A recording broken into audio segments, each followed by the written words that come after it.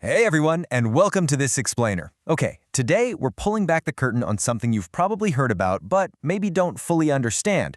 We're talking about Obsessive-Compulsive Disorder, or OCD, and we're not just going to read some boring medical textbook definition. No, we're going to literally step inside the brain to see what it actually feels like.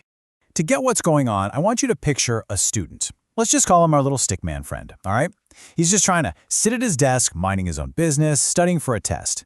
When suddenly, bam, out of nowhere, a thought pops into his head. Wait, what if I forgot to lock the front door? And before he can even brush that off, another one just smacks him. What if something bad happens because I left it unlocked? What if someone breaks in? These thoughts start bouncing around his head like a million ping pong balls. It's loud, it's totally distracting, and honestly, it is completely overwhelming. Okay, let's dive into this. Section 1.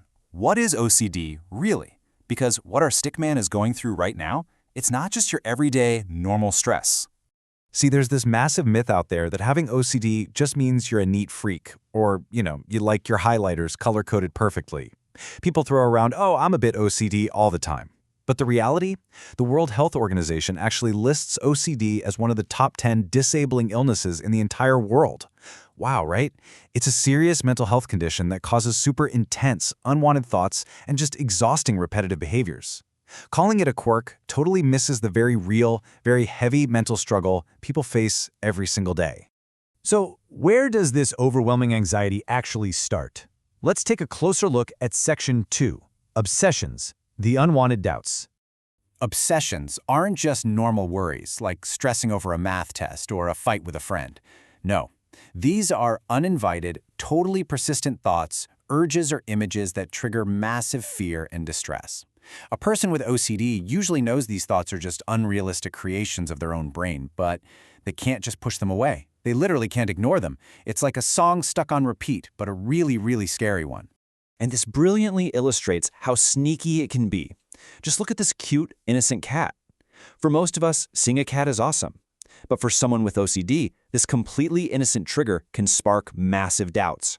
An intrusive thought might pop up like, what if this cat is dirty? What if it gets me horribly sick? Suddenly, a normal, everyday moment feels like an absolute life-or-death emergency. Now imagine having that terrifying alarm bell ringing inside your head all day long. What do? Well, you try to turn it off. And that brings us to Section 3, Compulsions, the exhausting loop. Compulsions are repetitive behaviors, or sometimes even hidden mental acts, that a person feels absolutely driven to perform. Why? Simply to reduce that intense anxiety and that horrible, yucky feeling caused by the obsession. It's basically a desperate attempt to take control back from a really scary situation. In our whiteboard world, this looks like our stickman walking back to check the front door lock. Not once, not twice, but maybe 10 times. Or washing his hands over and over until they're completely raw.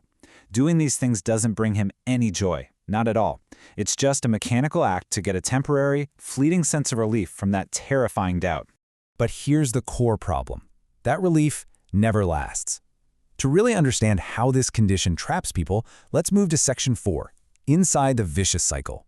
Let's break down the ingredients and see how this builds step by step.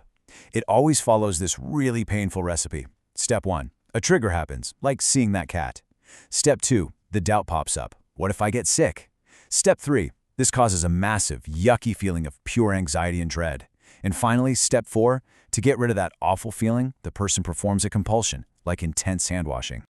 When we look right at the clinical cycle here, you can see exactly how it traps the brain. You've got the intrusive thought, which becomes the obsession, leading to massive distress. Then comes the compulsion to fix it. This gives a tiny, tiny drop of relief. But wait, that relief actually acts as negative reinforcement. It basically teaches the brain that the compulsion worked, guaranteeing that the very next time a trigger happens, the whole endless loop starts spinning all over again. When you're trapped inside that exhausting mechanical loop, one of the absolutely worst things you can hear from someone else is, you're just overreacting. People with OCD often live with this for years before getting help, feeling so deeply frustrated and tired. They know their fears don't make logical sense, but the feeling of danger in their brain, it's entirely real. Dismissing their struggle with a casual comment is incredibly isolating. But guys, here is the most important part of our explainer today. Section 5. Breaking free from OCD. Because while it's tough, people absolutely can break free from it. Things really can get better. Imagine a brain full of tangled, chaotic, messy lines slowly smoothing out into calm, gentle waves. That is what recovery looks like, because OCD is highly treatable. The gold standard is a type of cognitive behavioral therapy, specifically something called exposure and response prevention, or ERP. Basically, patients learn to safely face the things that trigger their anxiety. But here's the secret sauce. They purposefully prevent themselves from doing the compulsion.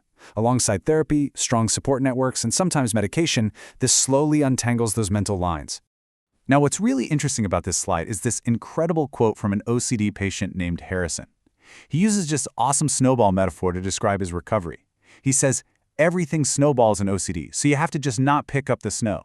You have to just let it be. Let the snow hit the ground, and just don't pick it up. It's such a powerful way to describe the goal of therapy. Learning to just sit with the uncertainty, feeling the anxiety, and resisting the urge to roll that snowball into a giant compulsion. But recovery doesn't happen in a vacuum, you know? Section 6. Support makes a difference. The people around the person struggling, friends, classmates, family, they play a huge role in helping them drop that snowball. So, how can you actually help a friend or a family member? Well, the National Health Service gives us some really great, actionable tips. First off, learn about OCD and be understanding. But crucially, do not participate in their rituals. I know giving them reassurance, like checking the lock for them, feels kind in the moment, but it actually just fuels the OCD cycle. Instead, be kind, don't blame them, and, surprisingly enough, mix humor with caring. Respectfully helping them see the sort of absurd side of the OCD tricks can really help them detach from the anxiety. We've covered a lot of ground today, but if you take away just one thing, let it be this. OCD is incredibly real, it's debilitating, but with the right tools and empathy, it is completely beatable. Support really matters. So as we wrap up this explainer, I want to leave you with a question to think about. The next time you see someone stuck in a loop of anxiety, how can you be the calm, understanding support they need to just let the snow hit the ground? Thanks so much for learning with me today, and I'll catch you in the next explainer.